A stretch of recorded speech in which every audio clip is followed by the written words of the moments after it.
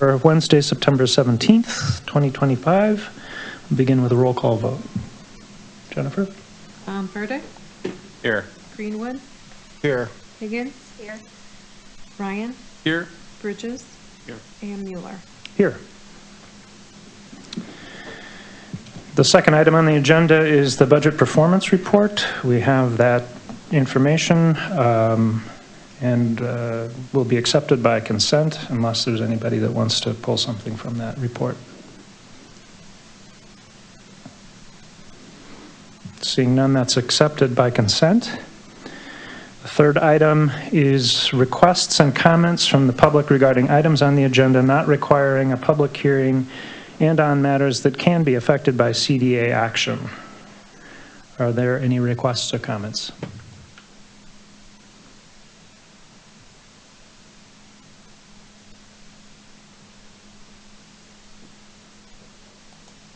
I am John Page, 208 North Main Street, Janesville. Two subjects. I was born on the western side of the state, and we had two bad floods in those years. The only way to cure that was to dredge the river. And I am recently reminded of the flooding in Texas.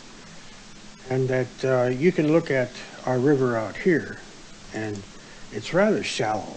It would be better for future years, not necessarily right now, but for future years it would be better if we dredged some areas of the river in Janesville and maybe in Beloit, south of us. I'm only concerned about future years and future development. About that. The other thing is I have some noisy neighbors who drill holes down my walls.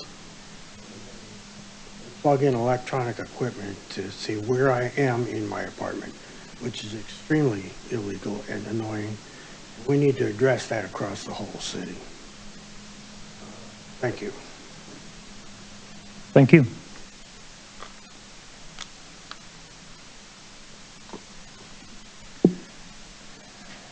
Seeing no others, we'll close that hearing and move on to item number 4, public hearing and action on revisions to the Rent Assistance Program Administrative Plan. We'll start with the presentation. Okay. So the City of Janesville administers the rental assistance, Section 8 rental assistance program. That program is governed by HUD under the Code of Federal Regulations. Those federal regs are overarching, but there is an allowance for the City of Janesville to have our own administrative plan that's more like a day-to-day plan book for how we're going to administer the plan. So what you're looking at today is that plan book on how we do that. However, in 2016, HUD came out with a guidance called HOTMA. Since that time, there has been 28 different notices on that, changing things up, requiring things, not requiring things. So we have kind of waited to implement any of those things until they were solid and required. So what you see before you tonight is a list of those things within the plan that HUD is requiring, as well as some clarification things that we wanted to put in the plan, specific to things like criminal charges. And then there's just some other just minor changes that we made to formatting, to some of the language so that it makes more sense to not only our participants, but our internal staff. Couple of the highlights, HUD has adjusted all of the income definitions and how we calculate income. It's very similar to what we're doing now. The definitions just look a little bit different. There is some clarifications to our foster youth to independence program that I think are a really good change. Our foster youth to independence program, for those who are newer, is very similar to our Section 8 rental assistance program. However, it is specifically utilized for those youth between 18 and 24 who have had foster care experience sometime in their life. Because this is a younger group of folks who have not experienced what it's like to rent properties and may not have a whole lot of guidance and support, instead of what we normally do with our rental assistance program, we give them a 60-day voucher that gives them 60 days to go out and find a place. HUD is now requiring that we allow on that first voucher for foster youth is 120 days, and then we can give them extensions of up to 2 90-day extensions. So it gives them some time to work through that, to get some support for some of our service providers to assist them in trying to find those units. It's challenging to have a Section 8 voucher, but it's even more challenging when you're 18 and nobody wants to rent to you because you're 18. So that gives them a little bit of extra time. Initially, when that program was created, it was a 3-year max. It does allow for 2 additional years now. If they are enrolled in education, if they are working full-time, or if they are, in a work-type program. So that's good. It allows them that additional couple years buffer. So that's in the plan as well. I'm not going to go through it because it's a lot of pages.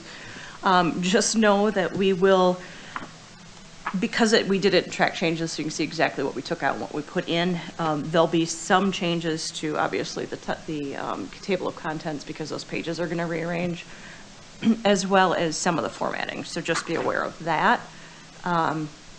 So following a public hearing, we would recommend that you approve the revisions to the program. There's a suggested motion in your memo. Kelly, can you clarify the criminal charges, the change? Oh dear, and I had it marked and then I took it off. No, you're fine. So previously what we said is you could not have both landlords, applicants, and program participants. There's a couple categories that prohibit them or from participating or could be grounds for termination. In the past, it's been kind of vague. Couldn't be violent criminal activity, couldn't be drug activity. So I worked with the police department just to kind of get a handle on what they would consider violent criminal activity and those types of charges that would disturb the peace of other people that are living within those units. So they are things like homicide, attempted homicide, manslaughter, assault, battery, domestic violence, robbery, armed robbery, stalking or harassment, illegal manufacture, sale, or distribution of controlled substance, possession with intent to deliver, maintaining a drug house, unlawful possession of firearms or dangerous weapons, discharging a firearm, using a weapon in connection with threats, assaults, or intimidation, arson, burglary, home invasion, significant property destruction that impacts the safety of others. We also added sex crimes and crimes against children because I think oftentimes they're not necessarily captured under just violent criminal activity. So it's sex assault or attempted sexual assault, indecent exposure or lewd conduct, human trafficking, sexual assault or attempted sexual assault against a child, sexual exploitation of a child, human trafficking of a child, kidnapping, child enticement, possession of child pornography, or felony child neglect. So we put all of those in there because I think that gives us a better handle on what's going to be prohibited, what are grounds for termination if someone is charged with these things. I will also tell you that these aren't hard and fast necessarily. If someone has, maybe not homicide, but if someone has, been charged with one or more of these things and they're working through a program, they've successfully completed a program, some of those things we can continue to monitor that participant through whatever program that they're working, but there is a little bit of flexibility there, so it's not hard and fast.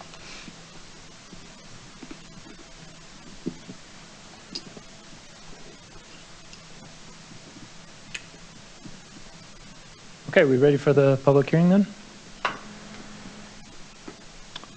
I'll open a public hearing then on the revisions to the Rent Assistance Program Administrative Plan. Is there anyone who wants to speak to that?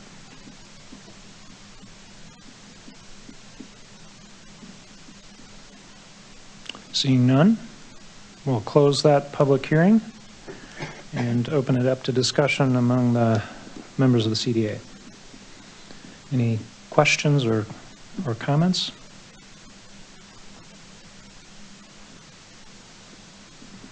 So if I'm understanding right, the revisions are mostly based on requirements of HUD and then the clarification about the criminal pieces that you worked on with the police department. Correct. The majority of it is the HOTMA, the modernization of the housing from 2016. We are up against a deadline for those specific changes. Don't be surprised if you see us again in 6 months with new changes that are then passed. But this is the first set that is required by regulation to be in our administrative plan. Okay.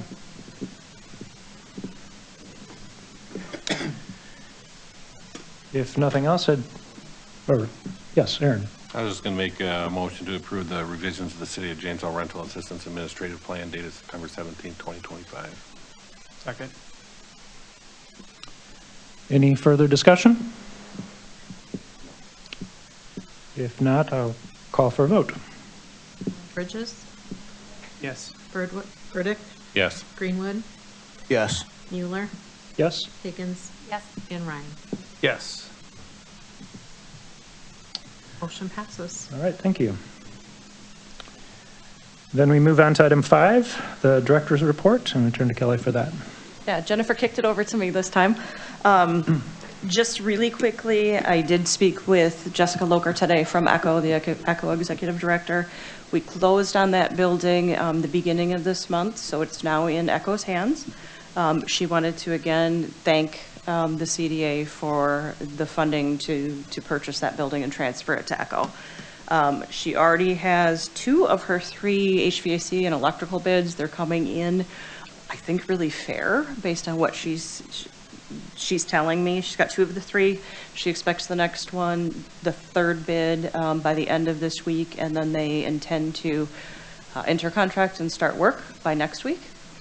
2 of the tenants have decided to move out with ECHO's assistance to help them find places. That will allow ECHO to go into those specific units and do the rehab on them. So that's actually good news that they're helping them move to a different location. And she said things are going really well. Everybody paid their rent this month to ECHO as opposed to the Y, and everything is going great. So she just wanted to, again, say thank you. And that's all I have. Okay, thank you, Kelly. Then we move on to CDA announcements. Announcements are limited to CDA member activities, memorials, and non-political community events. Discussion of matters related to government business is prohibited. Are there any announcements?